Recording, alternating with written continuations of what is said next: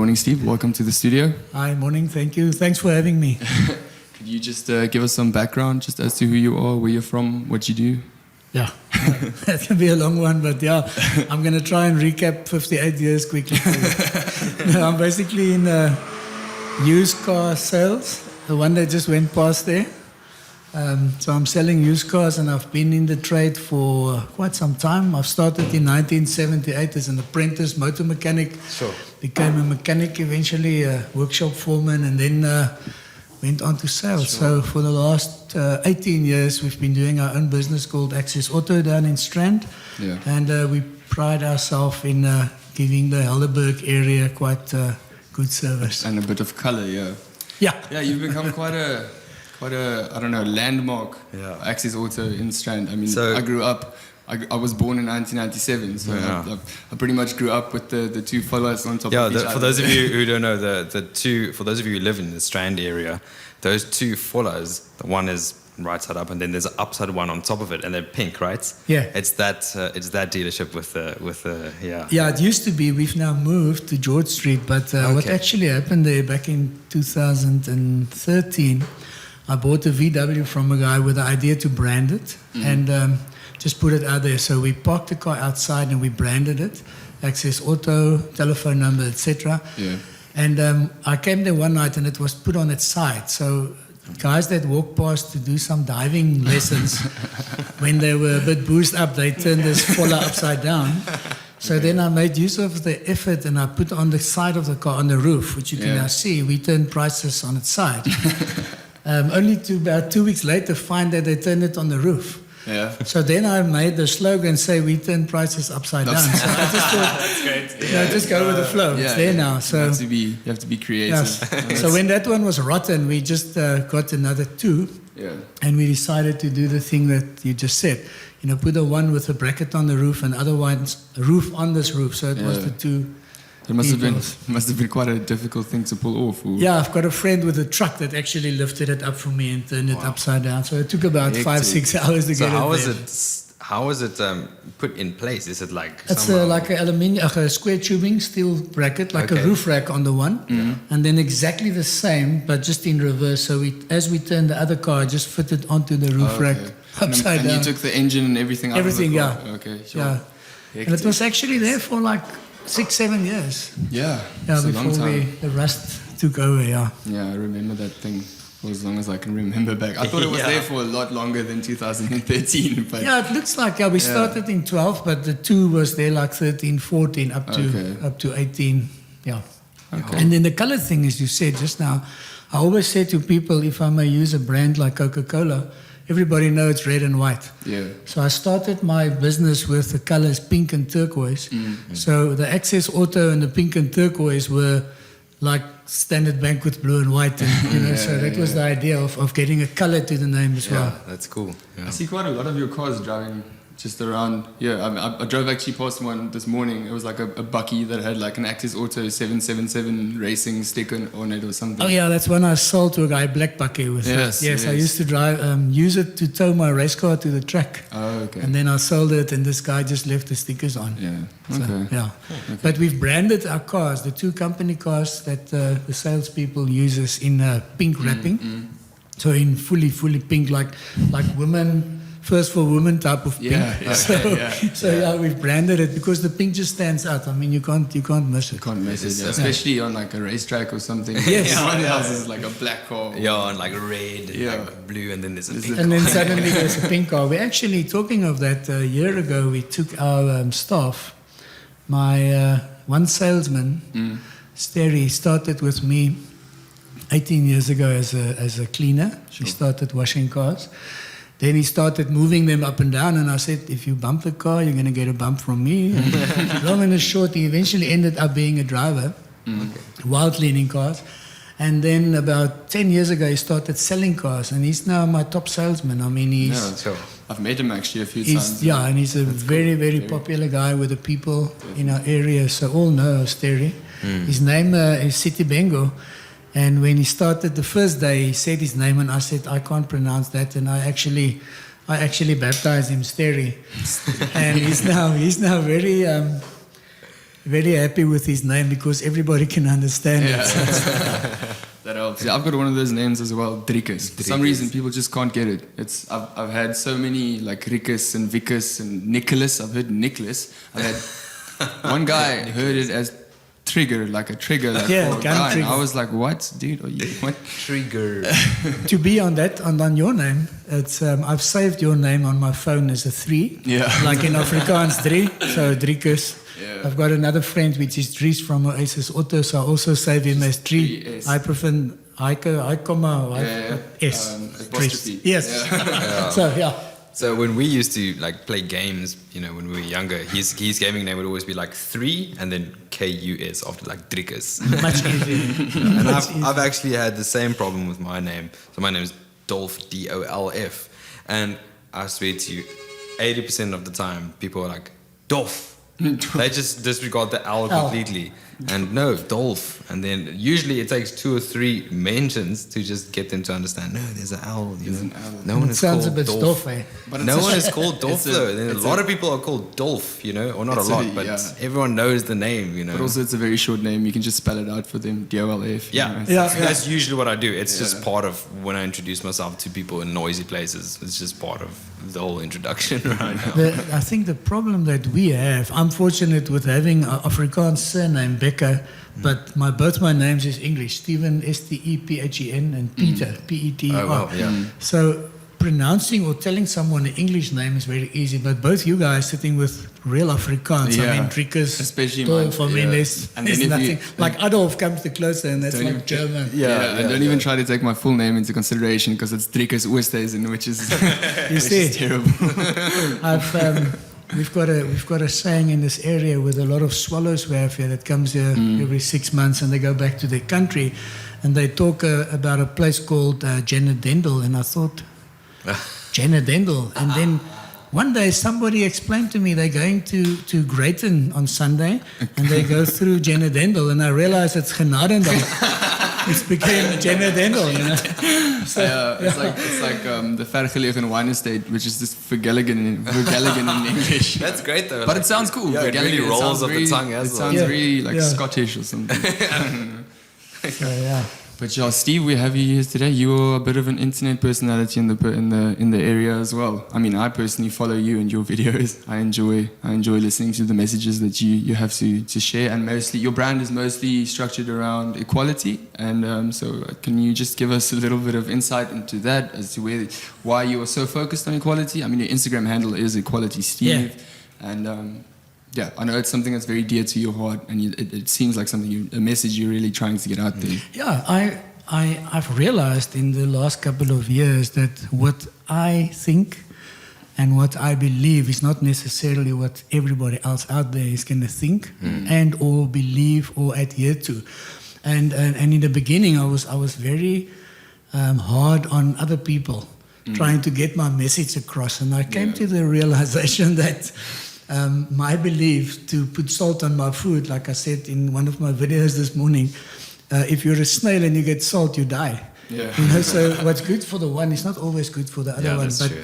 to come to your question, my children came out, as people outside would say, out of the closet about 7-8 years ago, and it changed me and my wife's life completely. As in, I mean, I already saw grandchildren. People at my age of 58 has got grandchildren, and they play their opa and oma and everything. Lekker. We don't even have a dog, but we've changed for the better because we really sat down and we did the introspective, and we really looked into this whole gay, bi, LGBT, XYZ, whatever you want to call it thing, and we realized that we either going to accept our children and keep them, or we're going to lose them. Yeah. And we decided not to lose them. That's They're awesome. They're now It's very 35 admirable, yeah. and 33. They're both married, obviously, to the same sex. And Drikus know me a little while now.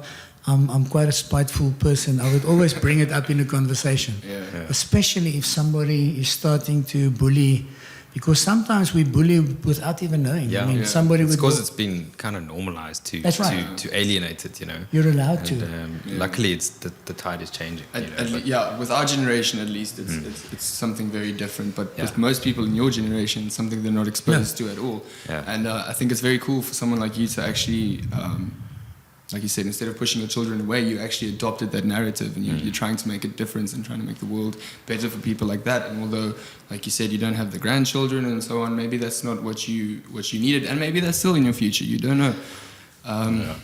I think we overcame that part already, Yeah. so that's fine. But saying that is the change, is that my daughter always used the term white men. She's very, very fond of using the term, and I said, listen girl, I'm a white man. Yeah. And I said, and then she would say that, but you're different. Unfortunately, we love to talk about them and they. Exactly. And I'm not talking of the gay or the bi or the transgender now. I'm talking of us humans. If something would happen in Nomzamo, we would say they burned the truck. Yeah. If something happened in Senegal, we would say they put the police van on the roof and they set it alight. So the they, my children always say, who's the they? You know, you must define who's they. Yeah. It's very dangerous. And unfortunately, we as a white man dominates the world. Yeah. And whatever we as white men say happens in the world. I mean, women never had a real place out there. I mean, there's some countries where women still can't drive a car. Yeah. Where she can't go out in the public. She must be hidden. You can only see her eyes, and that's a little... Now, shit knows, I mean, if I get a woman at my wedding and for the first day, after I married her, I see her face, I mean, that will be quite a surprise. Quite You know? hectic, yeah. So you can actually give the guy any daughter you want to get rid of first. You know? But the decision is made by us, unfortunately, and we grew up, and I said it in one of my videos in this week, we grew up in a different times than now. This morning I was watching a few pictures of 2009 when me and my son was in Hong Kong for 2 or 3 weeks, and we went to visit Macau. And I'm just looking at the pictures, you can see everybody's faces, there's no masks. Now just from that to this, I mean, we're not going to have the old normal again. I mean, it's definitely not going to be the same as it used to be. So everything changed, and what my father taught me, I actually tried to tell my children. But you know what? Even in my time, between me and my dad, it changed. Yeah. Now, between now and my children now, it's changed a heck of a lot. Yeah. And with social media, even worse. So, just to come to you or conclude your question, I'm doing a little short video on Facebook. And the last couple of days, I'm trying to do Instagram as well. But my daughter actually challenged me a year ago. She said, Dad, you've been doing about 1,000 videos, but you're not consistent. You know, try and then I left there. In 4 days, it will be 365. I've done 362, I think, or 361. So that's one a day. Today. Yeah, every day. That's awesome. Yeah. Yo, that's very cool. So you must just get yourself into that. Now, the other day when I spoke to her in Hong Kong, she said that. I said, I'm a bit worried because I don't really have a topic. Some days I would just say, hi, have a great one, enjoy. She said, don't worry, finish your 365 and then you can say, right, from now on I'm going to have a topic. I'm going to talk about gender or sex or violence or what the flippin' hell ever for this week.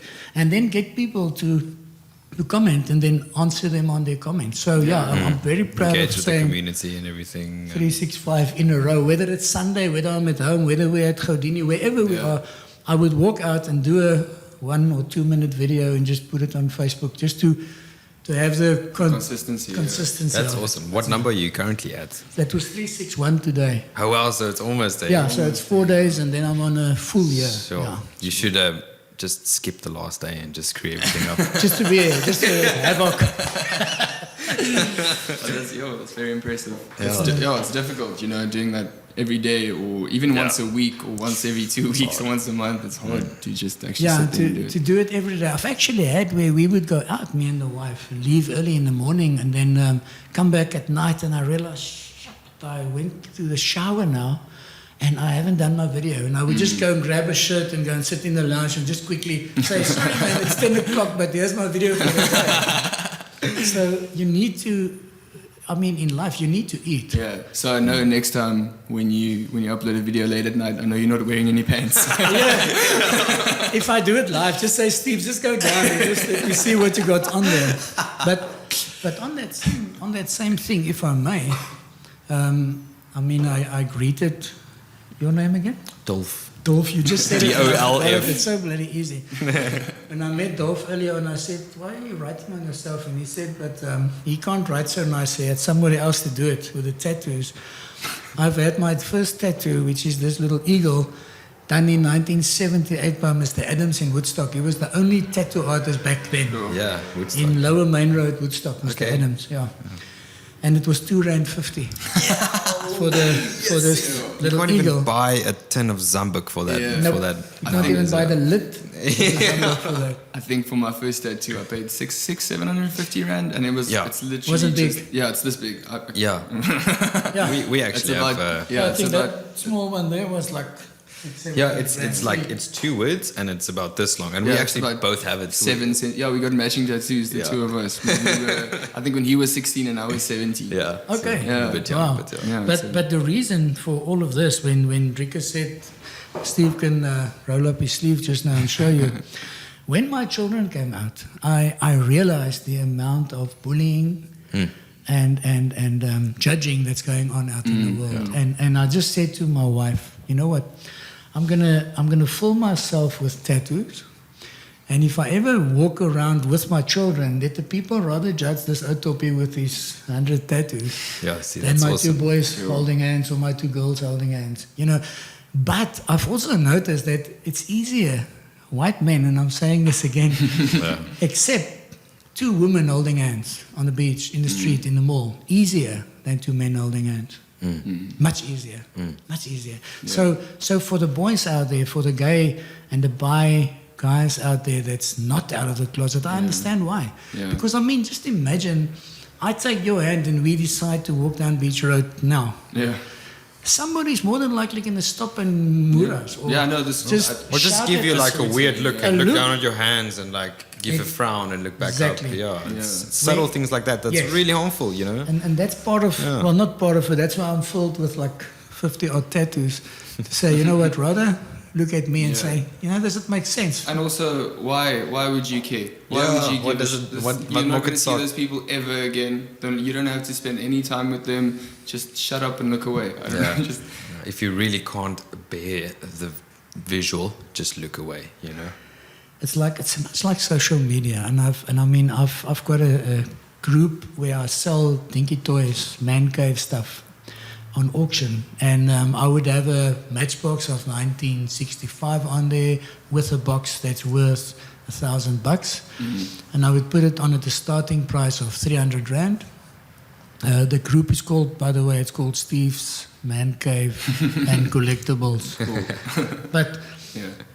on the 540 people that's on there, about 20 of them buy stuff. Yeah. But the other 510, half of them is just there as I call flippin' keyboard ninjas. Yeah. Because why the fuck would this thing be so expensive? Do you know what's going on? I've got 900 cars. I know toys. I know.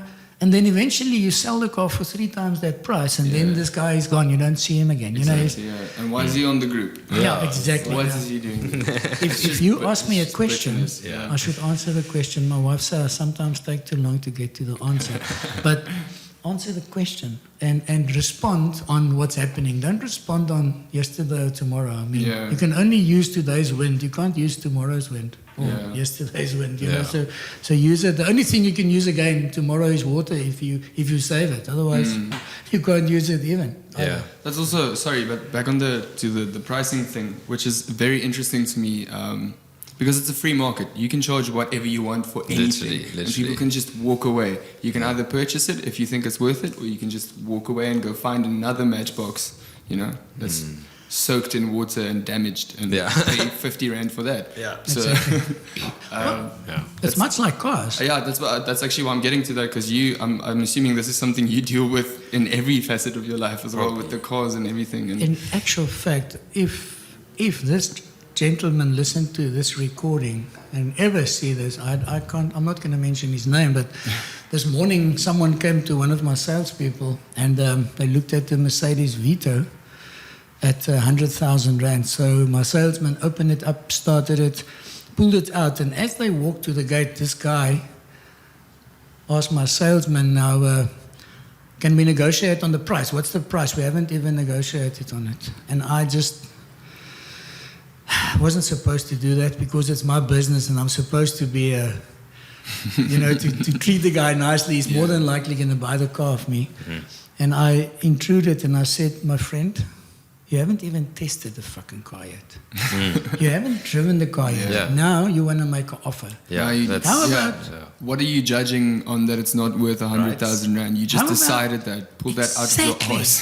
How about first driving it? And I still said these words. I said, if you've driven it, you'll pay me more for the car than 100.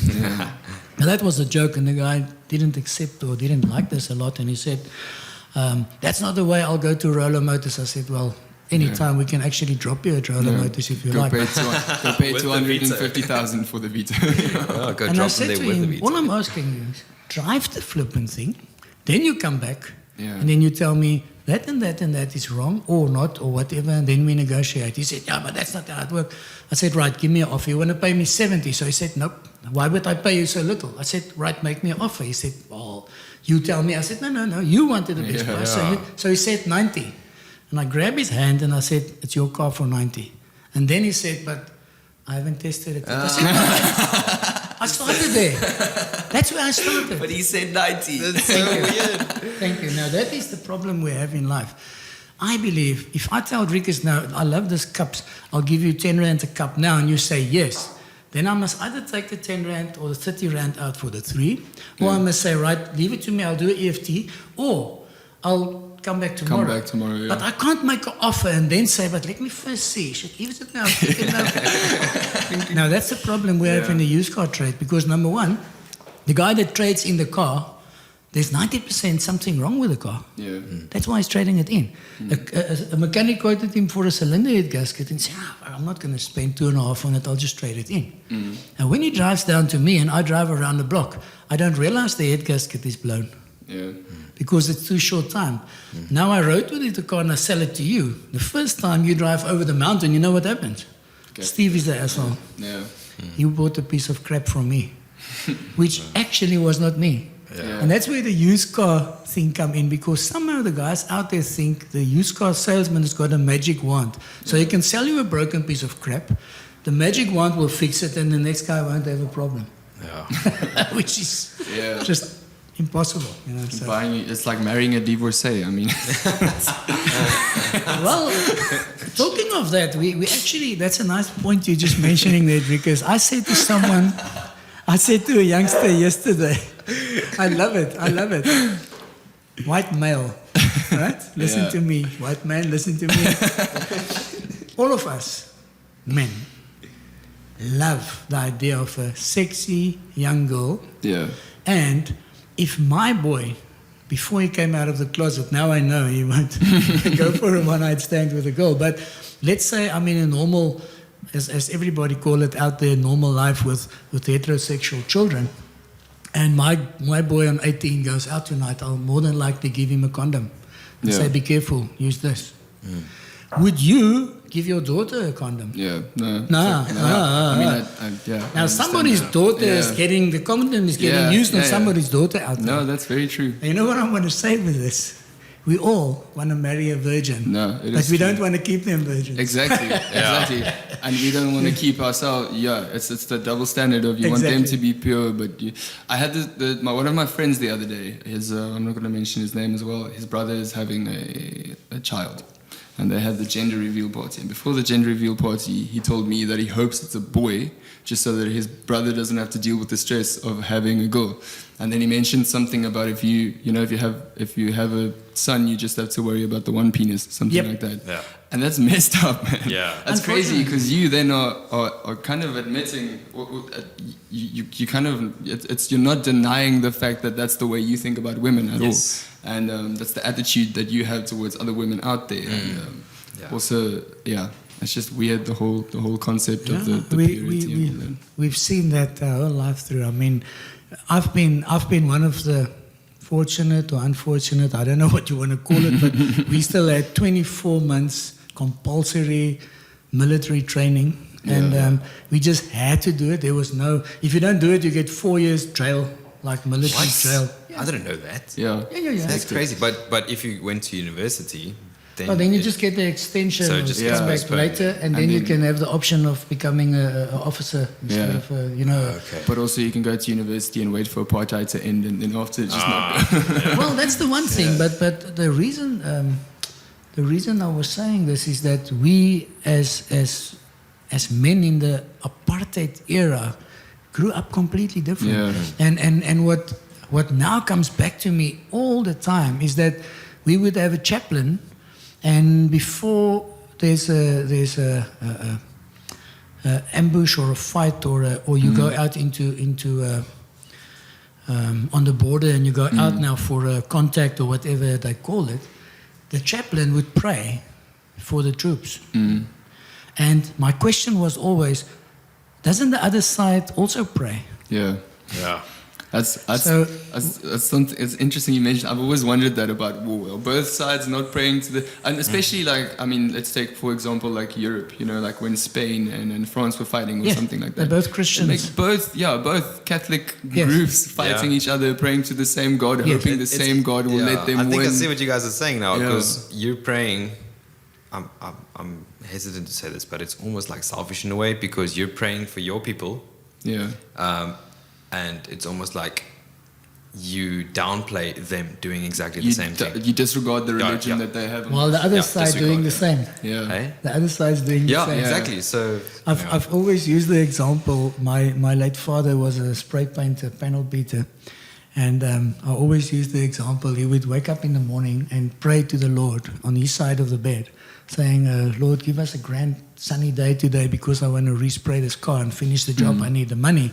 And on the other side, his wife, my mum would kneel down and say, Lord, please make it rain because I don't want to do the washing. Now, who the hell is he going to listen to?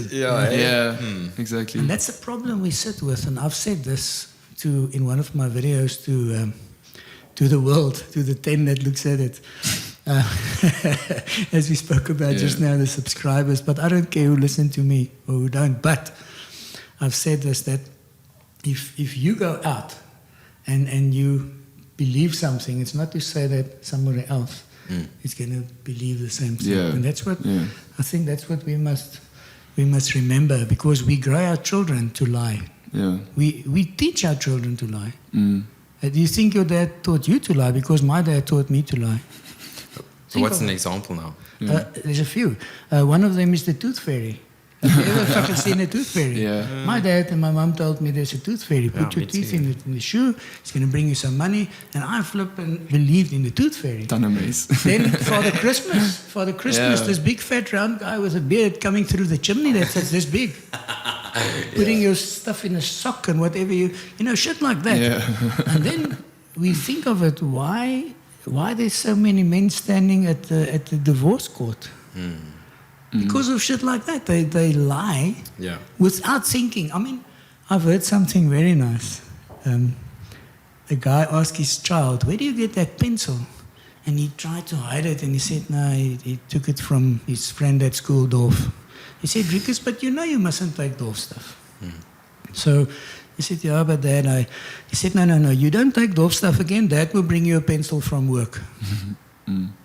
Now, what am I saying to my child? I think my dad literally did that. Like when I was in primary school, I was like, because my dad always had these really nice gel pens, those gel point pens.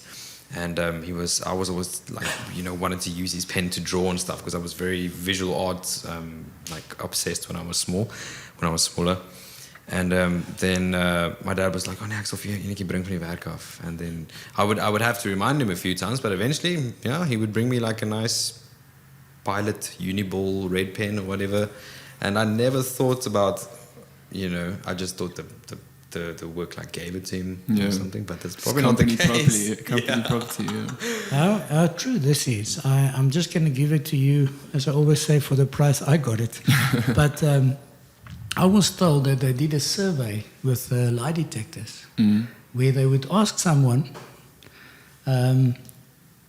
did you ever steal? And they would answer no. And then they would ask them, did you ever take a roll of toilet paper from work? I said yes. Did you ever take a pen? Yes. But they don't see it. They don't regard as it as stealing, yeah. because it's there. Yeah. They give it to you, but the problem is they give it to you to use for work. Yeah. Not to take the toilet paper home to wipe your son's ass. It's for yours at work. So on that topic, I've always said to my guys, we don't do number 2 at work. Yeah. We do that at home. Here we come to work, not to shit. So, can you imagine one of your guys just taking a car home? Well, Oh shit. yeah, so. Yeah. No, it's interesting. I mean, if you want to get right down to it, if you teach your children or you tell them about the tooth fairy and Father Christmas, just as another example now, at that age of like 7, 8 years old, anything that you learn in that time sticks with you. That's Yeah. Big time. So if you instill some form of dishonesty, it's in that time of your child's upbringing, that can't be good. I've never thought about this. This is pretty crazy, Yeah. actually, with the tooth fairy and all those things. And it's stupid. I mean, it's a small little thing. But I mean, it's as far as, and I don't know if I can say this on here, but I mean, we're not depending on who's going to ever look at this, it doesn't matter. But my son is completely atheist now. And he's been a Christian his life because I made him one. Yeah. I made him a Yeah. Christian. But can I tell you something? He's still struggling with that, I promise you. As much as he believes he's an atheist, because you raised him to believe in his heart there is a God and there all that, that will stick with him forever, and he'll struggle with that for the rest of his life. Because like Dolph said, whatever happens to you until you're 7 or whatever, that's kind of the fundamentals of what you base your life on. Yeah. And if you base your morals and ethics and everything on that, every time you do something wrong or you have to think about how am I going to do the right thing, it will still stem back to that religious upbringing that he had and something, because that's what you connect it. That funny enough, my children grew up in a house where I was a priest in a church, and I'm not going to mention the name of the church, but they were baptized and they grew up in Sunday school and doing everything that dad and mom tells them to do, because I was a priest in the church. And when they came out, the same place that I brought them up in actually rejected them. Yeah. Wow. The same place that baptized a child when he's small, when he cannot speak and say, I'm gay, I'm lesbian, I'm bi, I'm transgender, baptize you. That is But when you're 16 years old, they say the Bible say you don't belong here. Yeah. You're wrong. So that's because you bring them to them in the little doopperokie and it's all pretentious, and that's the image that you give forth to the child. But when they become themselves, suddenly they're not good enough anymore. Yeah. Exactly. So the problem out there with bullying and judging, I blame the ones sitting right in front, sometimes looking at the community, like the priest or the pastor or the reverend, and the ones sitting right in front looking at the pastor. Those in front is normally the ones that judge the most, the ones that walk with a Bible under the arm, which is unfortunately so difficult, because I'm gonna tell you an example. When I was in the army, and I would write my wife, because we met just before I went to the army for 2 years, and I would write a letter. I would say to her, so everything all right, and how's Betsy doing? Is she still doing a thing? And she would reply and say, yeah, no, Betsy is fine. She's doing her thing and everything. So somebody out there would 10 years later or 20 years or 5 days later get my letter to my wife. And they read that letter from Steve Bekker to his wife, Joey de Villiers, or his girlfriend at that time. And the question would be, how's Betsy? And then they get the letter from her stating, no, Betsy is fine, she's doing her thing. Now, as I'm talking to you two guys, do you know who Betsy was? No. Now Betsy was my Morris, which I left at home, which she used to drive to school. Right. Now, can you see what I'm trying to get at? Context is everything. Yeah. Thank you. Yeah. So if I read a letter that was written to the community of Corinthians, what the hell do I know Yeah. about Corinthians? So glad Were there you- 5 brothels in the same street? Glad Were there you a brought bottle that store? up, Were yeah. there... Now that is where the judging and the Bible comes in, is that people misread. Because who's there now that know what was going on there? There's people that studies it and go back in history and try and get the pictures right. But do they get it right? Do they know Betsy was a Morris? Think about it this way. I can't even explain to someone something in grave detail that I did, the day before yesterday, and I can't put them in that context. Now, that's 2,000-3,000 years ago. How do you think that's going to make any sense now? Yeah. Because you can, as much as I can explain to you, I went to Pick and Pay and there was no chocolates there or whatever. I mean, you still didn't stand in Pick and Pay with me there, seeing all the people running around with the chocolates that just stole them. I don't know what happened. I wasn't there, but... Yeah. You see, the problem in life is exactly that. When I came here, when you guys were busy changing the stuff, I took a little video just to show my wife what it looks like. And the reason I'm saying this, she's got this beautiful office that she's renting with 2 chairs there and everything, but she's scared to start something. She want to do online coaching, Okay. but she's scared to start because she say, but there's an echo sound, there's a hollow this, there's Ons moet 'n bietjie praat. Ek doen. I say, yes, but I know, I'm going to let her talk to you, Dolf, that's for sure.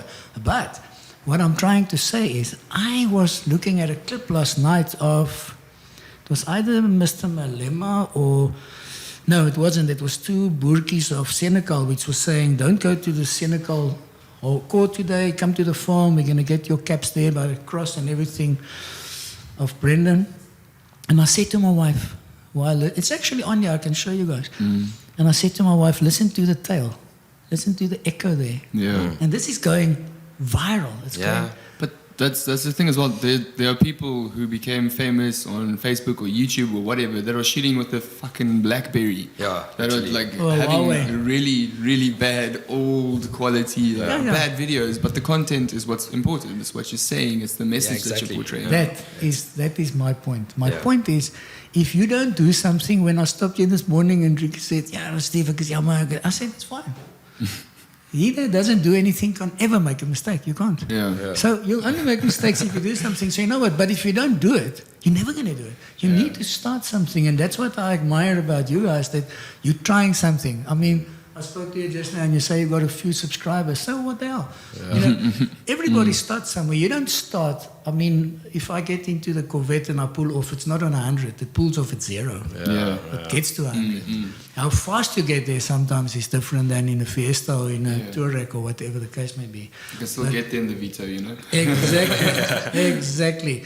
And everything goes around price. You must compare apples with apples. And that's the thing in life where people don't always compare apples with apples. They compare apples with pineapples or with pears or whatever. You know, you need to know what you're talking about. Or Afrikaans people in 2020 with Corinthians from 50 years BC. Yeah. Unfortunately, But I think being there, especially in the church, and I've dedicated my life to it, a major part of it. And I'm actually, most days, I say to my wife, I'm actually upset of what I've done. I'm actually upset of being a leader in the church. Because I think I've wasted my time. But then she said, no, but there was more good than bad. No, you did what you thought was right as well. Remember, no church is bad, eh? And I and agree.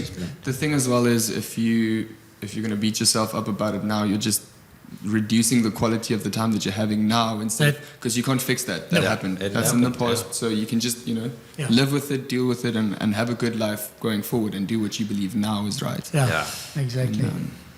I mean, you got a nice example here. If you look out the window and you see a red car going past with 2 people in it, we can sit here, the 3 of us, till tomorrow and talk about the red car that went past with 2 people in it.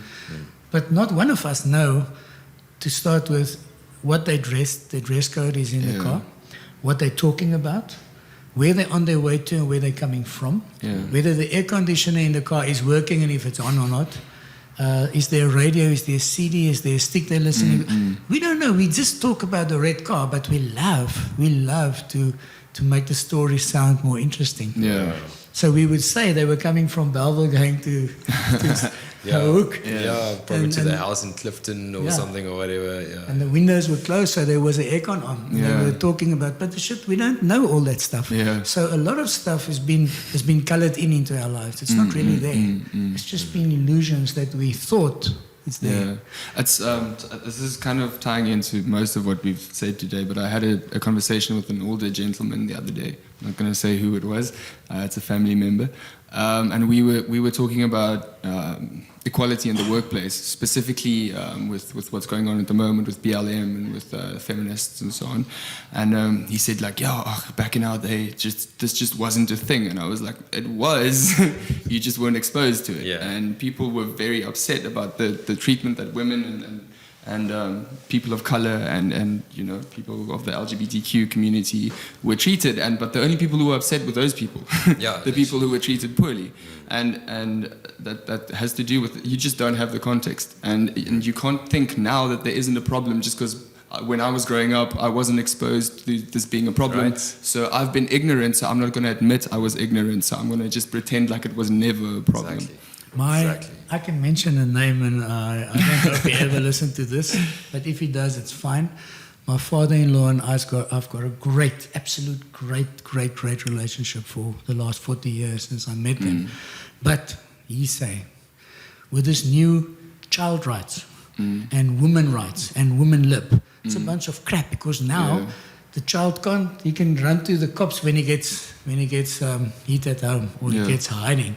The woman can now go and complain. He said, there was never such crap in my time. Yeah, back in your time, the father could beat the child to death, and he couldn't. There's nothing they could do about it. It was there. So it just wasn't. There wasn't, and that is why I'm so big about the equality thing. I mean, the last 3 years ago, twice in a row, we did the gay pride in Cape Town, the parade. I actually took a bakkie and I when is that? I want to go to the next one.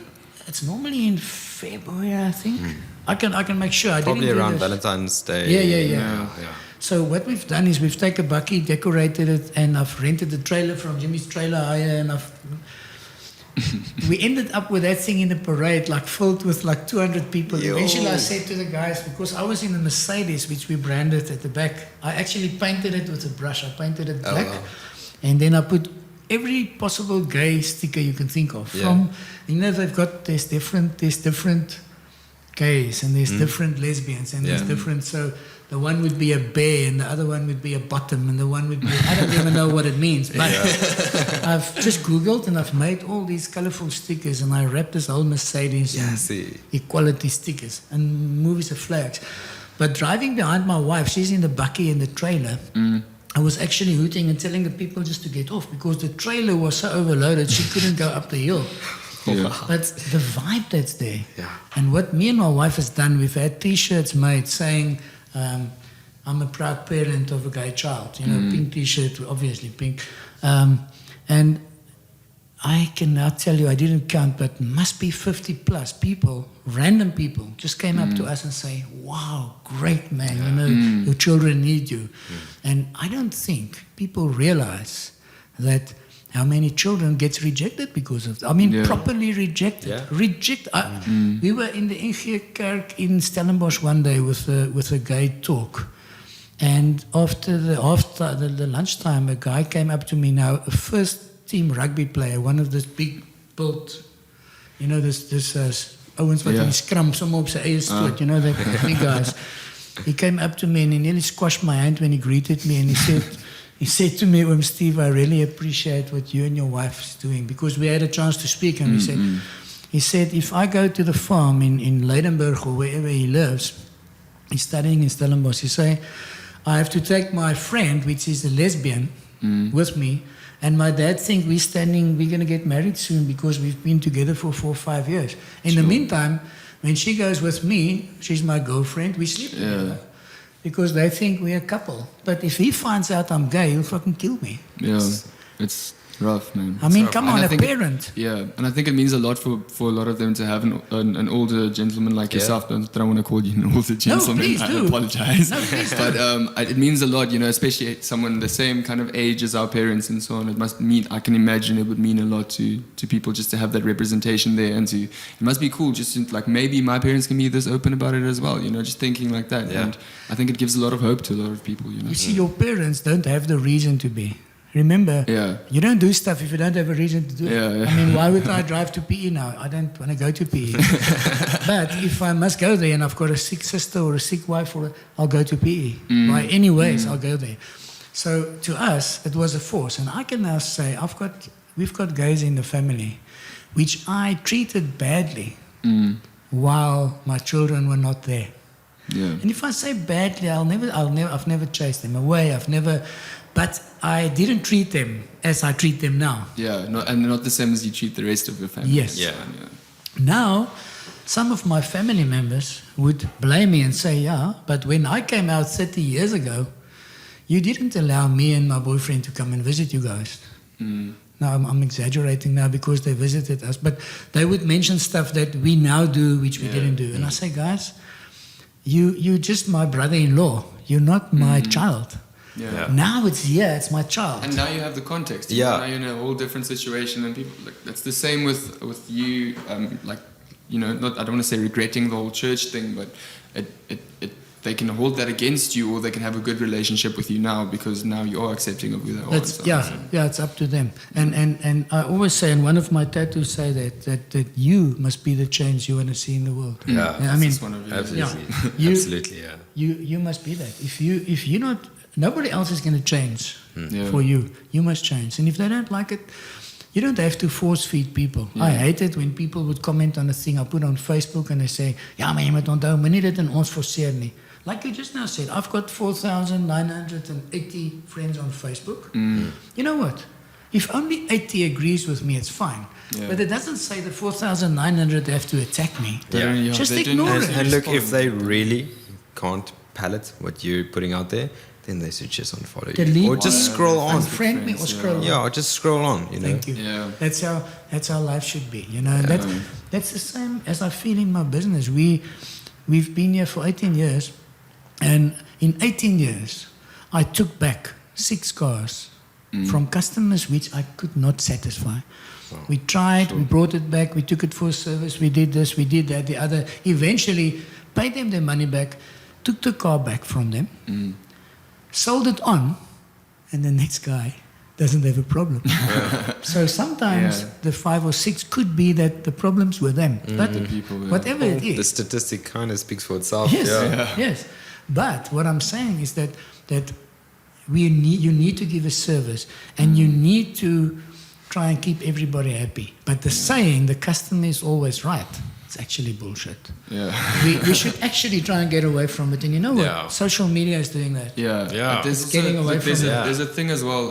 I think that Jasper spoke about was it's much better to have rather don't have a client than having a client that's not paying you. Yeah. Because if you're spending time and resources and energy trying to appease someone you just really cannot please, you're just going to waste, and it's distracting from, you know, other customers that you could be making better money from, or actually just having good, you know, just a good experience with them. Yeah. Yeah.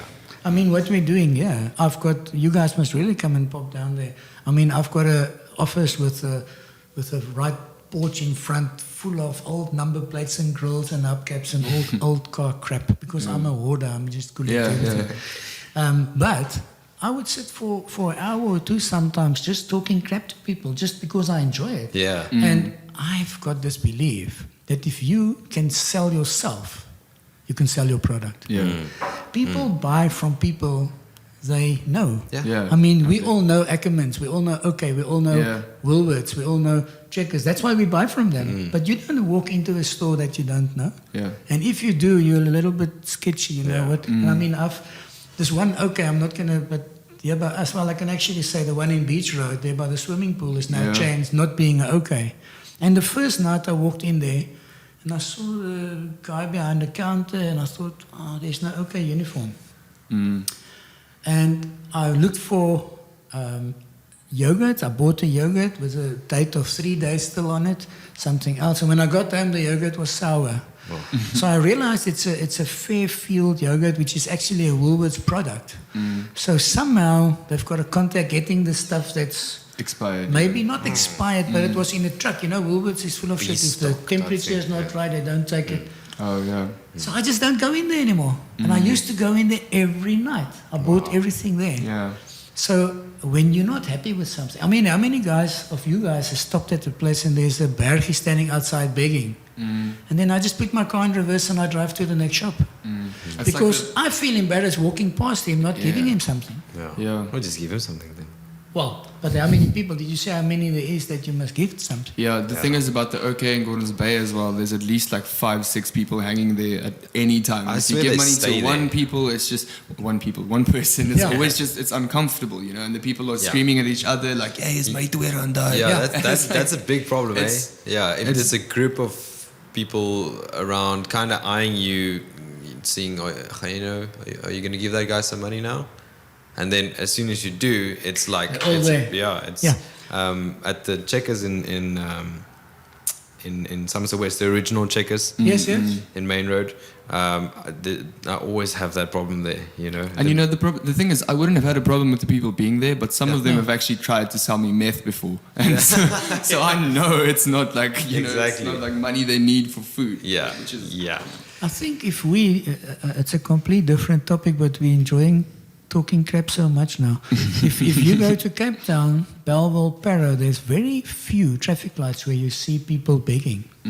If you drive now, if I must get in the car now, drive to the N2 here, down the main road to my place in George Street, I can actually take a bet for like $1,000. I won't pass less than 5 beggars at traffic lights. Yeah. In any direction, whether it's from the mall, from the sea, every traffic light there's 5 or 6 on every corner.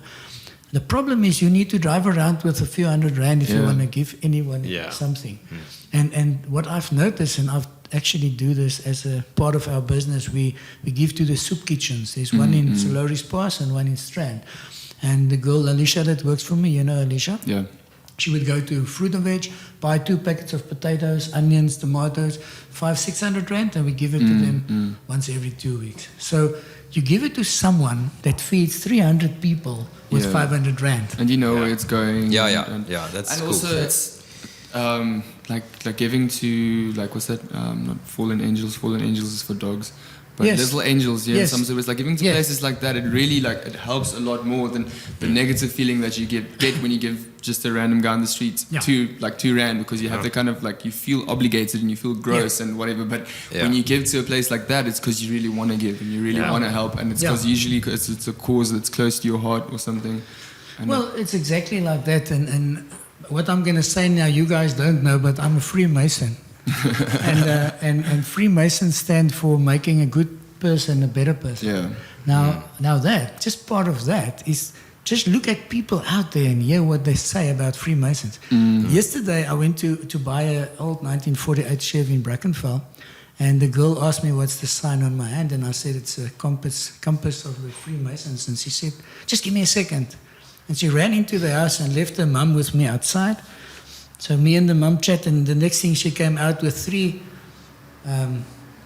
2 folded bibs and a big book of Freemasonry. And she said, then you were sent here today, I'm giving this to you. I said, well, your late father a Freemason? She said, no, not that we know of, but she found it between his stuff. Yeah. So Freemasonry is the same thing. It's such a secret society for everybody. In the meantime, it's not a secret society, it's a society with secrets. Yeah. But so is everything. I mean, you've got secrets, and we spoke about it before we came in just now. Yeah, but About think about secrets. it even this way: you've got secrets with the people in your company that Thank you don't you. want them to speak Thank out. you. You've got in school, there's things you don't want other schools to find. It's normal to have secrets inside an organization. Exactly. Yeah. Which Or you even the don't want- church. Even the church. Yes. There are things Yeah, inside for the sure. church that you can't know if you're not part of the church. For And sure. it's- I mean, it's like a combination lock. Yeah. I mean, I'm not going to give you the combination to the lock of my gate of my business. Yeah. So the secret is between me and the 3 guys that open it in the morning. Yeah. We can open it, you can't.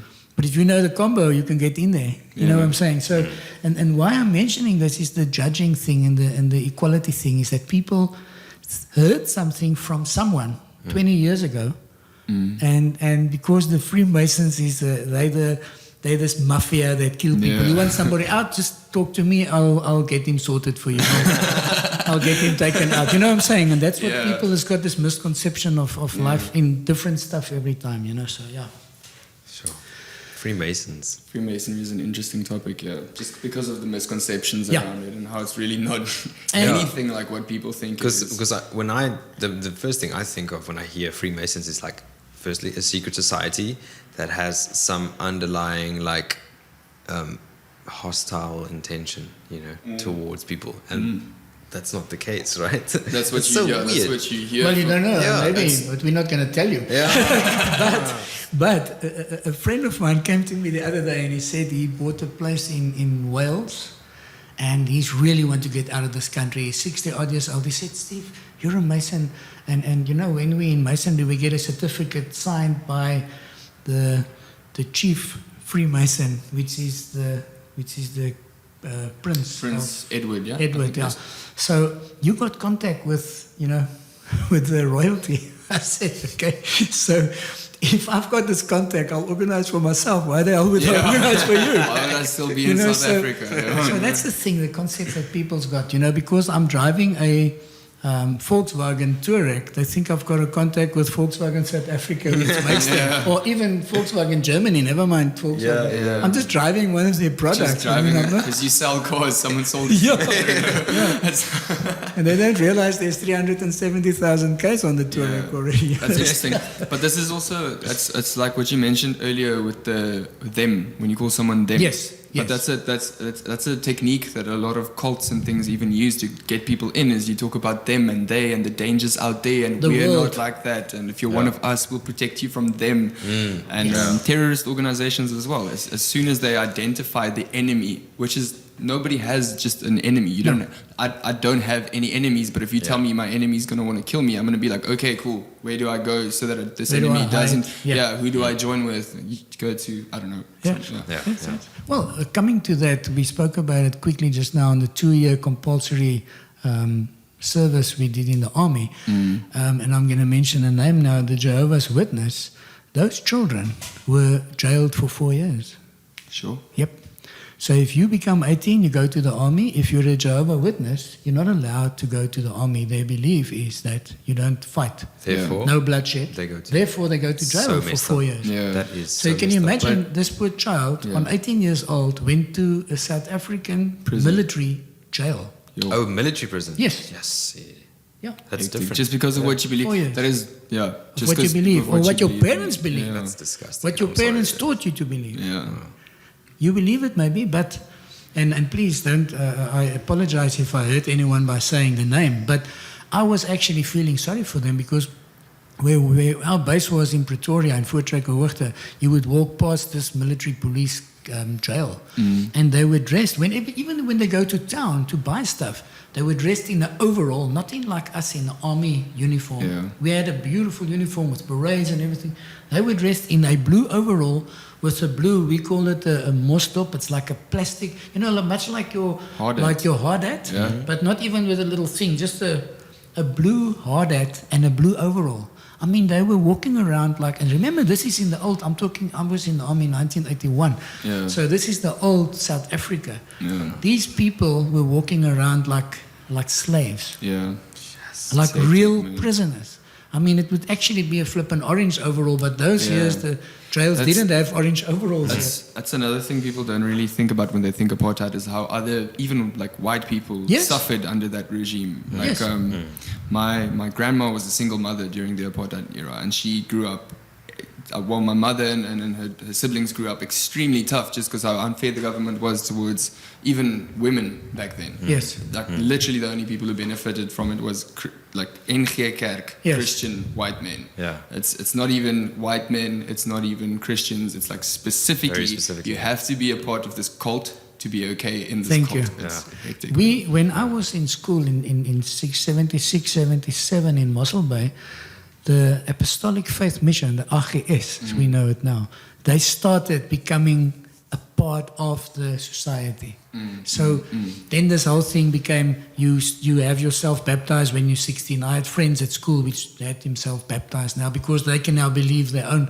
And the Apostolic Faith Mission had their children decide for their own faith, which was very, very nice to me. Yeah. But I grew up in the Old Apostolic Church, which was the complete cult of it all. I mean, Jehovah is great. I mean, Jehovah Witness can come into your house anytime, but Old Apostolic, you just keep them away. You know. So exactly as you said now, Driekus, if you were not Dutch Reformed, NG Kerk, you got gesien, papi. You're not part of this. You're not part of this country. You're not part of this regime. You're not part of the government. Everything. Yeah. I mean, we started school every morning with a prayer by the teacher, or Monday mornings at school, the dominee was there.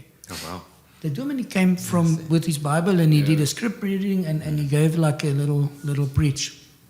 So you were forced to be along to the Dutch Reform beliefs because if you wanted even to be in the school, if you wanted to participate in the working environment, there was a Christian class every morning. Yeah, it's a conform. Yeah. So And my wife, my wife said the other day when they said bring God back into the schools and it will change the world. And please, a lot of people is going to shoot me for saying this, but what the fuck, they can do it. I don't mind. I've been shot. You bring back God into the church, into the school, it's fine. But what religion? Yeah. There's no God in this country without a religion. That's my problem. Religion, the church, has killed God. Yeah. We need to believe in God, not in a religion. The cult. I mean, Yeah, people's that's the going to thing. shoot me for saying That's the what a word lot of cult. people say as well. Spirituality is the connection with the divine, and then religion is crowd control. That's Yeah. how you get people to just conform and to just say nothing about the shitty things that you're doing in your country because they might go to hell if they stand up against you and all that. So it's so there's this metal band that we both listen to. Well, he doesn't really listen, Driekus doesn't really listen to them anymore, as much as I do at least.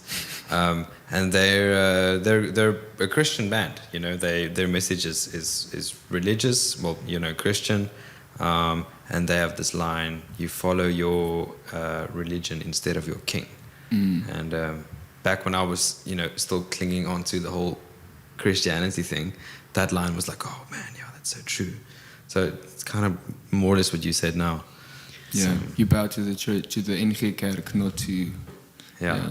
It all makes sense. Dis hoekom al ons oupas en oumas by die NG Kerk is. yeah. Well, yeah, and if you went there, you were looked at like you were frowned upon. Yeah. I mean, I see it in my daily life. I was actually in the Spur one Saturday in the summertime. My children was visiting from Hong Kong and we were sitting in the Spur in Beach Road. And I saw this customer of mine sitting in the corner there looking at me, like trying to catch my eye. And then when they left, he stood right next to me and he said, "Sorry to bother you. Are you family of Steve's?" I said, "I am Steve." Now, dressed like this with a tie normally at work. I mean, I grew up in the commercial, in the private sector where you work as a salesman, long sleeve shirt and a tie every day of your life. Summer, winter, doesn't matter. I'm so used to it. So people know me dressed in a tie. Yeah. And then he saw me in this vest with tattoos all over. And he asked me if I'm family or if I know Steve. And I said, "I am Steve." Just based solely because of the fact he's never seen your arms In before. tattoos. That's it. That's so interesting. Really? Like perfectly the same face, same wife, same everything. That's Not a tattoo. True. this is the thing about tattoos. I always speak to my fiance about this because she's been considering getting a tattoo for a long time. But she was raised by her father's, you know, a little bit older than my father, and he was also in the army and all that. So he's got this very all or nothing approach to most things, and so she kind of has remnants of that in herself as well. So when she thinks I'm going to get a tattoo, it's like, oh, I'm going to become a tattoo person. It's not I'm going to be Robin but with a tattoo. Yeah, so that's always what I try to explain to her is if you get a tattoo or if you get a motorbike, you're not going to be a biker. You're not going to be a tattoo person. You're just still going to be you, but you're riding a motorbike or you have a tattoo. Yeah. Or, you know. There's a nice meme on Facebook a lot of times and on Instagram saying, by standing in a garage doesn't make you a car. Yeah. Sitting in church doesn't make you a Christian. And that's the problem where a lot of people, you know, make the mistake. I just think if we can just treat people the way we want to be treated, that's it. That's actually you Do can unto actually- others as you want done apply unto that you. meme to the whole equality thing as well. Just Yeah. because you're spending time with gay people does No. not make you gay. Just because you spend time with No. Muslims or whatever does not make you a Muslim. Yeah. On that topic, I say to the guys, if my son, which is by the way, if my son speaks about gender and race and sex, they just see another gay guy talking about it, trying to whitewash himself and what he's Yeah. doing. But if I do it, I'm a straight guy with Yeah. a beautiful wife, been married for 38 years, and we've got 2 great children. They're gay, but Yeah. I'm not gay. Yeah. So talking about it and promoting it and being an absolute outstanding Yeah. flippant mouthpiece for them and being a platform doesn't make me Or gay. at least being the person in a conversation who doesn't agree with everybody else when they're talking shit about it. That's right. Just That- being like, no, it's not like that. That doesn't. Yeah. And I get a lot of. I was in a meeting Wednesday night where I spoke to a person and we actually connected quite well. And then she said, "But you got children?" I said, "Yes, they're both gay." And then immediately, this woman changed her whole fucking attitude, the whole aura changed. I just love the way you dropped that on her. Like, you have children, yeah, too. They're both gay. Yes, I would say if somebody asked me, "You got children?" I said, "Yeah, how old are they?" I said, "They're both married. My son's married to a guy from South Africa." Yeah. Then immediately, and I say, my daughter's married to an American girl. Yeah. So I always say they're both married, and then, okay, well. And then I say, well, my son's married to a man, and my daughter's married to a woman, you know. So Yeah. that always brings out the conversation. Yeah. So a lot of times it ends right there. Yeah. And they get in, they fuck off. Or they actually start chatting. And being a parent of gay children, you actually have a thing called gaydar as well. And you pick up, I would pick up a girl and say, I would start the conversation if a woman comes there alone looking at a car. I would say, would you want to show your husband or your boyfriend? And she would say, no, and stop it there. Yeah. Or she would say, no, my girlfriend would come with me. Because Yeah. I would put it to her that she must now answer me, you know. Yeah. Is your boyfriend or husband has come and look with you? Or then she would say, no, I'm not, I've got a girlfriend or something like that. Yeah, So I yeah. always try and get the conversation going. Yeah. Then you know where you stand, because I've had, you get degrees of gay, eh? You get a 0 to a 10. Sometimes you get a 12 in drag it's like race. Have you seen RuPaul's Drag Race? Into the Apprentice, second degree master. Yep. Now, have you seen RuPaul? Do you know what RuPaul? Yeah, I know, RuPaul I is? know. Now, I've RuPaul watched is it. drag queens. Yeah. They are not human. They're drag queens. Because you don't get women acting like them. There's no woman ever acting like a drag queen. Yeah, that's the thing about They're drag queens, extreme. actually, which is interesting, is they're not trying to be women. They're No. trying to be drag queens. That's Yeah. right. That's right. Which I love about them. It's Yeah. really Now- cool. It's an Now, interesting. RuPaul's yeah. got a saying, Yeah. we're born naked, the rest is drag. Yeah. And that is so true. That's so true. Because even the person sitting here now is not the same person that's going to be with my wife tonight. And it's not the same person that's at work with my colleagues Yeah. or at church. It's the image you want to put out there. So every time we go somewhere, we drag. Every Yeah. time. And that's why people can't handle drag. When they see you filled with tattoos, they think, now why would you come with tattoos to my place? I mean, but the tattoos is there. I'm Steve. Waarom moet je weer huis blijven? I'm filled with tattoos. I mean, you greet someone, some of these older men or women, and they look at you and they're like, the fuck? You know? So that's unfortunately how it is. Yeah. Like, life is just freaking unfair. Can we talk about your tattoos? How many do you actually have? Do you have all over your arms? Yeah, I've started this side with cars, which I've done a sleeve, which is a bit difficult now, but I started the sleeve here with my Corvette Stingray on the back there. And then it ran down the arm, but I can actually, there's no video yet. Yeah, so go for it. And so this side, I basically did the cars thing because I'm a petrolhead. So everything on this side is cars. So basically, what I did is I let him wrap Yeah. it with a checkered flag I in see. my business colors, the turquoise and pink. Yeah, And the then cars. some of the cars I had, well, all of these on here I had, but if I put all on here, I need about 12 arms. I can't put them all Yeah. on. So basically, this side, what I've done here, I've I've actually started with the star signs of my daughter, my son, my wife. That Taurus. Yeah, Aquarius and Taurus. Okay. Yeah, Aquarius, Taurus, and Aries, and Leo. That's mine. Mm. This one here is me and my wife's wedding anniversary, 10 December 83, with her name. So I don't hope she leave me, because then I need to find another Joey here. And then I just wanted to fill this. So Is that the WFF? Yes. That's awesome. yeah, my daughter so cool. is a wildlife. She worked for the SA National Parks. So Is she it was is it WWFF? WWF. Oh, sorry.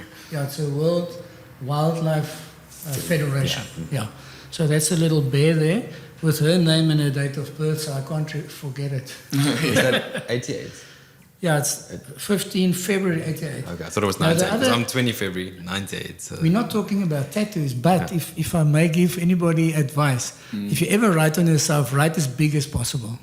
Because the smaller you write, your skin shrinks, and you can see that you can't really make it. Yeah, fit. unless you go to a really expensive parlor in Cape Town, and they have very precise thin needles. So this one here is saying organ donor details inside was just more for the fun Yeah. of being. And then these ones, the writing, I've put on this one, life goes on. And then in the other direction, you can see this one you read from me, and then I've changed in the other direction, you're not dressed. Have a smile, yeah, that's cool. So yeah. that's the one, and then the other one, I say I'll rest when I'm dead. Wow. Because I'm always flipping busy or doing something. So the day I'm dead, I'm going to rest. I've never seen people coming back, in actual fact. And then the last one, just saying, you must be the change you want to see in the world. Yeah. But same thing, I wrote it a little bit too small. Yeah. Well, you can still read it, but Yeah. Yeah, take a hint from Dolph. Yeah. That is exactly. Willie, my friend Willie Maurice, he's got the workshop down the road. He's got his daughter, both his daughters' names on his arms. And also that big. It's like really, and he's got big arms. He's one of those. Yeah. Okay, sorry, this one, I just Yeah, put that's the three really nails. cool. There's 3 nails in here. I saw it one day and I thought, actually it looks quite Yeah, nice. it's cool. I was wondering actually if those, they look like the virus Blood. thingies. Yes, okay, it's supposed to be nails. Yeah, I see. Yeah. And then I decided I want a skull with a tree growing through it. That's the one on there. Yeah, that's cool. That's cool. And then on my legs, what I've done is I've Wow, you got leg pieces as well. I've done a. Whoa. Just hold this quickly. That's fine. I've done a, what do you call this?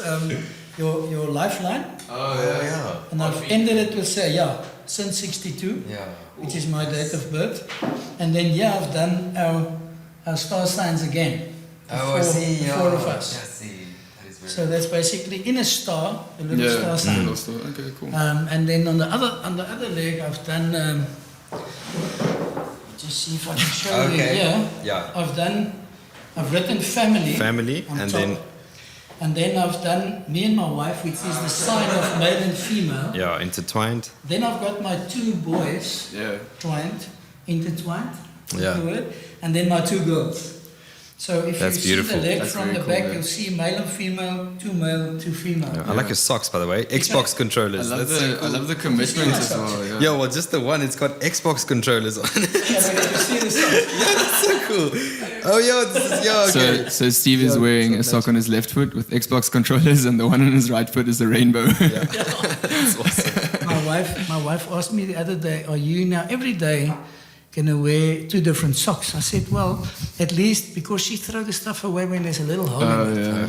So I said, at least if there's a hole in one, you don't throw away the Yeah. pair, because I don't have pairs anymore. Just wash them and I'll put them on as I want to. So I've actually got a few trousers which a lady made for me. That's the one side of this trouser at the back and the other side of another one. So it's got brown and white or yellow and green. Interesting. Oh. Yeah. So I was with my son a couple of years ago at the doctor, and I had this pants on, but it's got the split is here, so it's a grey pants and the bottom is blue, Oh, okay. Yeah. but in like an angle. And then I had a blue shoe and a grey shoe, but the same shoes but different colours. So Yeah. I buy 4 pairs, brown, black, grey, blue, and I just wear them not together. Yeah. And then the socks was also different. Yeah. So immediately they would you walk in and they look at your pants, okay, and then you go and sit down and especially sit like this and they say, The socks come out. there's 2 different shoes and 2 different socks. And the pants are all Yes. So the thing is, what I'm always saying, and that's why I say to my wife, if you want to do something, just do it. Yeah. If people don't like it, you know what? Well, then it's fine. Yeah. That's their problem. And you said it earlier on, Dolph. If somebody don't like something, just let him scroll on. You're not going to talk with him. You're not going to marry him. You're not going to make love to him. You're not going to even fucking lunch with him. So what the hell? Let him carry on. And a lot of that. A lot of what you think other people are going to think about you is just what you think other people are going to think. That's right. That's so true. Yeah. I actually wanted to dress I loved, the pajama pants you get? Yeah. With the pockets? Yeah. So I always joke when I go somewhere, they say, Steve, why they fuck the pajama pants? I said, it's not a pajama pants because there's no pockets in the pajama pants. That's true. You won't take Which anything. I hate, by the way. Yeah. Why isn't there pockets in pajama pants? Because you just sleep in them and you're not supposed to. maar I get it. waar gaan jou zakdoek en waar Yeah, gaan but jou these phone? that I've got has actually got pockets. That's why I say it's not a pajama pants. Yeah. Because what would you take with you to bed? Can't be pajamas come if on. it has The pockets. condom you put on, you don't put it in. Yeah, okay, I see that. You know, so, Save it for later. maybe. So yeah, and this 2 here is the Freemason sign. That's a square and a compass. That you basically try and do everything on a square and measure what you do. You know, Right. your surroundings. So that's very this. cool. There's 2, and that's also the only 2 that's basically visible if I'm dressed with a long sleeve. Yeah. Sorry, I forgot about these. Yeah, I could have sworn there were 2 males. Oh, okay, there of is. course, yeah, but yeah, okay, that's awesome. Yeah, so what I did is, just as if I pull my sleeve a little bit down, you've got on the one hand 2 female sex signs entwined. Yeah. It's a nice word you used just now, Dolph. Intertwined. And on the other one, intertwined. Intertwined. Yeah. Is it? Hey, Intertwined. Yeah. And on the other hand, I've got my 2 daughters. When my son and his husband came to get married in February from Hong Kong, I actually had these 2 done. Just to, Okay. Yeah. Okay. I actually wanted to be visible because if Yeah. I chat with anybody, That's so I just cool. have to do this, and then immediately Which is they see a this. general thing to do. Yes, Yeah. I'm quite spiteful doing it as well. So I would love to do this, and that's why this is on my hands because it also draws a lot of attention with the Freemasonry. You know? So Opens the conversation. the last one that I still want to do is the end. You know, if you finish with a book, Yeah. it says the end. So if you're done with tattoos, it's just. Yes, I gonna want be to the put on end. my eyes, the one eye V and the other eye N. On the left. So if I'm dead, it's going to say the end. That's great. That's the last one I want to do still. that's a So where do you do most of your tattoos? Is it locally? Most of them is all different artists, funny enough. Okay. Marius Bosman, that's now in Cape Town, has done a lot of the sleeving. Yeah. In actual fact, I think 90% of the 39 I've got, he's done. I've had a couple of done in Hermanus at Mario. Okay. And then I've had 1 or 2 now done at this guy at the there's such a lot now in Strand. Yeah, there's quite a There's, few. there's Which one, one? There's one in the little street just next to Absa Bank in Beach Road. Yeah. If you go in that street That's there. why I did this one. Isn't that Okay. ink? What they It's next to the... No, it's not Ink, but No. the guy that used to be at Ink Yeah, broke he's- away or broke He's off. next to the and then- artist there. Albert has got an artist shop there and he's next to it. But it's like opposite His Absa. name is but- Colin. Yeah. Colin. Yeah. Yeah. He did. Well, actually, Saskia, his apprentice. I mean, she's. But she left. Saskia started a thing called Tattoo in George Street. So she does her own thing. Okay. But she's Well, that's not cool. there also now. She's also closed. Right. She's moved there. I But saw she her. did this one, and then Colin did this one, and then the one I have here at the back, Okay. just the yin and yang, and then the guy from Ink did this one. Okay. I forget his name. Graham. Yeah. My daughter, coming back to them quickly, this tattoo here, the outlines of Africa, is filled with 3 letters. And these 3 letters, you know, in Chinese, it's words. One letter is a word.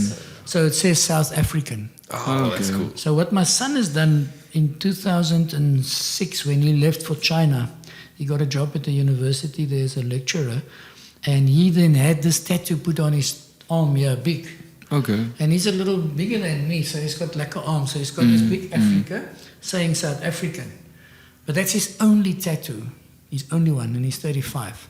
My daughter, which is 33, has just done her 27th tattoo. Sure. but nothing in her face or on her hands. But she's fairly filled, but I don't think any of her tattoos is the same artist. She believes it's an art, Yeah. and she collects the art. It's- That is you don't actually you very don't She- collect only Picasso paintings. You No, know? Yeah. no. She goes. Yeah. She's done in China. She's done in Hong Kong. She's done in Japan. Definitely done. She's done one in America. She's done a few here. So she believes in collecting art, but she's also got big stuff like a leg here has got a silverback gorilla, like a big full scale. Okay, she Sure. doesn't have thick, but a full scale silverback gorilla, like a 3D thing, and The head or the full. the whole body. Yeah, the whole Okay. silverback. Yeah. That's cool. And then she's got newer ones, which is very modern, like very bright colors on a, let's say, a woman with a son or something, but very bright colors, which they do in Hong Kong I now. love bright tattoos. Yeah. Yeah. One of my favorite metal bands from back in the day, Motionless in White, the vocalist Chris Motionless, he has like a bat or something in his neck, and it's like green, and it's so cool to me for some reason. I don't know. It's just Neck tattoos are badass. yeah. I just wanted to say to you guys, I'm a bit of a pussy when it comes to neck, because this one on my chest here, Yeah. as it came closer to the nipple, I nearly shut myself. I mean, I said to Mario, just leave it. He said, I'm nearly done. I said, just leave it. Yeah. And he was really here. Yeah. And I couldn't handle it. It Yeah. felt like somebody take your nipple, pulls it out and cuts it with a blunt hacksaw blade. Ah, yeah, It's no, like yeah. so. I've never had any pain in any tattoos than this Yeah. one. I would buy myself a packet of licorice, all sorts. It's a wow one. Man. It's not the best tattoo in the world, but I like the color. It looks Yeah. very cool. If it's not doing that, if he's just walking around with it in his neck, Yeah. it looks very cool. That's awesome. Now I normally buy a packet of licorice, all sorts, Yeah. and I open it and I just put my arm on my leg and I just eat and I check Facebook out while he's busy with the tattoo. Yeah. Because for the moment, everybody says, "Is it serious? Isn't it so?" I said, "Yes, but it's only for the moment, and then it's nice Yeah, for the and rest then of for the life." yeah, Exactly. that's true. And then also your body does release some endorphins if you're getting a tattoo. You know, it doesn't really. It's not the whole time that it hurts the same. Talking I mean, of that. I have very small tattoos. I can't Yeah. really speak too much on this Honestly, topic. But I haven't. These were fine. This one here at the back It's sore of on my the neck, on the bone, I didn't feel it. Okay. But right above it, just on like the skin, it was really sore. It was very interesting. And then this one on the inside of my arm Okay. was okay. But then as soon as she started doing this bottom Yeah. part, and it reached the point where I was like, mentally, I was like, okay, I actually want to go home now. But I knew she obviously wasn't done yet, and I just started I'm not gonna sweating, say and it was anything. hectic. Yeah. See that? Yeah. You see the difference? Oh yeah, I was going to mention that earlier. I was Okay. like, het uitgehardloop of You wat? answered it. Yeah. You answered it. Ek Ja. net sê, close. Now, every time I go to him and say, "Daar's nog 'n paar," I say, "Nobody said." I say, "No, man, come on." So under the arm, to me, this little skinny side, that was a bit. So- I mean, there's a proof. If you a good method, I would say it's maybe a little bit true. A good method to see if a tattoo would hurt more in a certain spot than another spot is just pinch yourself. Oh yes. Yeah. In that spot. So if you Makes pinch yourself sense, yeah. on the top of your arm or whatever, where you get sunburn and everything when you're driving, it's not going to be that bad. But if you pinch yourself here on the Yes. inside of your upper arm, Thank you. That you feel it. your yeah. bicep, you're going to feel it. You know. I'm joking about the eye thing, the end, but what I still love, there's a movie of one of these badass junkies with a tattoo in his neck here behind his ear. yeah, And there's another one that this guy is a real sniper type of thing, but he's always dressed like like Lucifer in the movie Lucifer. Yeah. He looks like that, Yeah. but he's like Lucifer is badass in any case. But he's also got this tattoo on his head, just above his ear. So he's always bold. Like I used to shave my that's head. that Agent 47 Yeah. assassin thing. Yeah, and What's he's that? got this. Yeah. Oh, the hitman. Yeah, Hitman. Okay, yeah. I was always thinking of something like that, but then I've decided while I've still got hair, I need to grow it. Yeah. Because I used to be bald for like 3-4 years, shave my head every day. I think I Yeah. met you Yes. when you were bald. Yes, yeah. I was like that all the time. So I just decided while I still have hair, I must maybe make use of it. Yeah. Yeah. So, Interesting. But yeah, I think we need to start wrapping it up. You've probably got places to be. Yeah, no, it's fine. I'm going to shoot and get that car I bought in Belleville, in Brackenfell yesterday, and get another old 48 project running. So that's also Nice. part of Awesome. what Very I'm cool. trying to do now. It's like restoring. Yes, with the business being very quiet, actually, the used car business, there's big guys, and I'm going to mention like We Buy Cars, which is really taking the market Yeah. by storm, and it's stuffing us over that's completely hectic. Yeah. because they got thick checkbooks. I mean, they can buy Yeah. anything. We can't. So they're stuffing us over. So what I've decided, we must be at work 100% of the time, but there's only 10% clients. So the other 90%, I'm going to start with a passion of mine I've been doing for years, is this old hot rods and stuff. Like Yeah. my daily drive. I think you've seen my daily drive, eh? I have, yeah. Not the Yeah. one I'm here with. So it's not really a Yeah. daily drive, but Oh, it's yeah, my... the one that's always in front of Pip's place at Yes, the beach. Yeah. where I live, yeah. So what I've got is a 1948 Chevy van that I've fitted on top of a Nissan one-tonner chassis with a Toyota Lexus V8, Okay. which I drive with. I mean, me and the wife has been to Port Elizabeth with it. We've been up to Springbok. We drive all over. It looks old, but it's new. So the idea is to get people into a looker or a sleeper or a hot rod or a rust rod or whatever they want to call it. But they can get in it with his wife and drive around the mountain on a with it. Sunday without getting stuck. Yeah. Yeah, I mean, with I've got nicer, a newer engine. yeah, I've got a 38 Chev, proper 38 Chev, which is reconned. You don't want to drive with that to Cape Town. Yeah. You know, you can drive around here, but there's always a rollback on standby. There's a 48 Austin, where the 48 van only looks like a 48. You know, it's much like me. I'm 60, but I still carry on as an 18-year-old when I'm. We haven't even spoken about it. I've got 7 race cars, so I do racing on the oval track as well as As the a main driver? set. Yeah. Oh, that's so cool. Yes. So that's what keeps you young, you know. Yeah. That's the thing about my cars. I want to build Yeah. a car that's young, but it must look But it old. must look old, yeah. And I always say you must die young, But that, but with a lot of experience. that's the thing with our younger, more progressive generation is I love the style of the older cars, but I just feel bad buying one because of the engines and things that are in there and the waste and so on. Exactly. I'm busy building a 1938 Chevy limo that we built onto a 2005 Nissan Patrol. So if you're going to get into it, from the outside it's a 1938. Yeah. But if you get in, you're into a 2010 car. Oh wow, that you can that's drive. awesome. You know, so that's the idea of getting the younger generation into the classic cars, although it's not a classic car, it just looks like a classic. Yeah.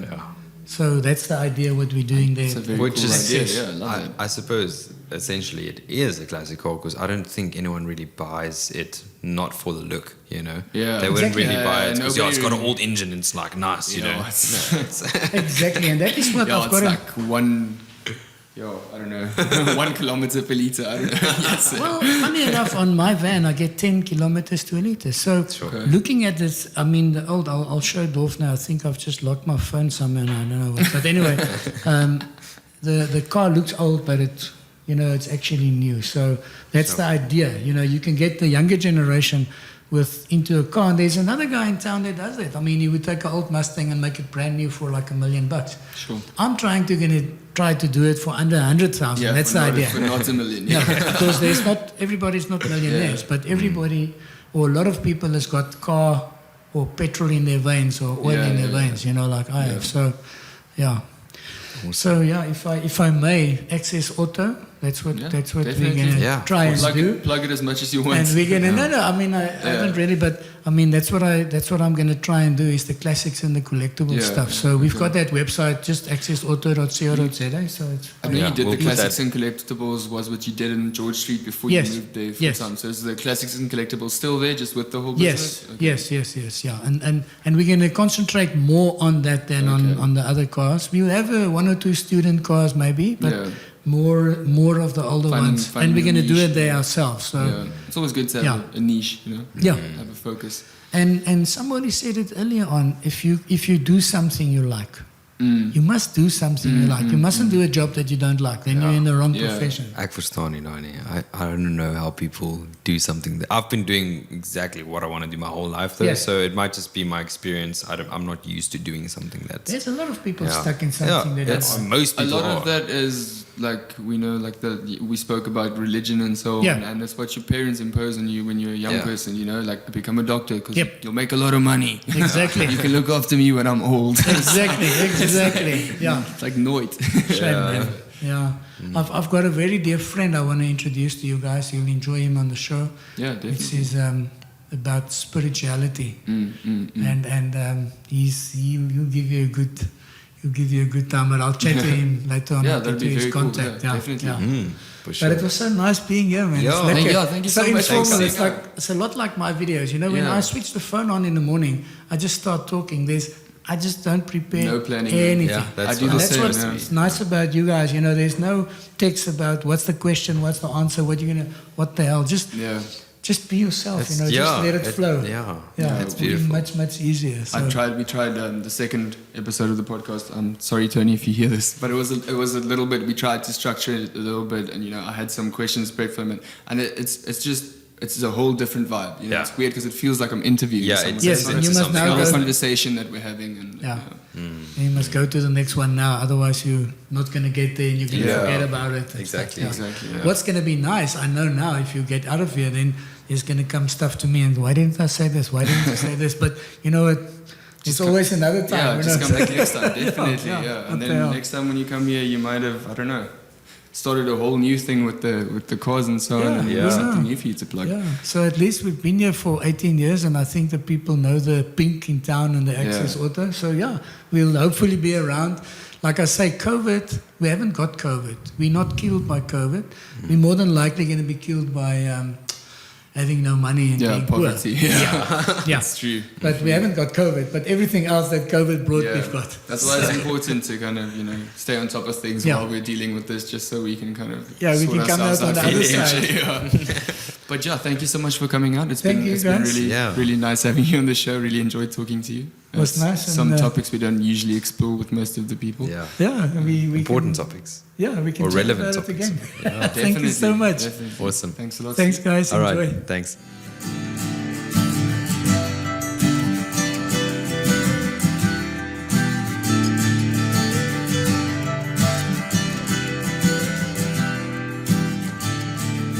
Save yourself.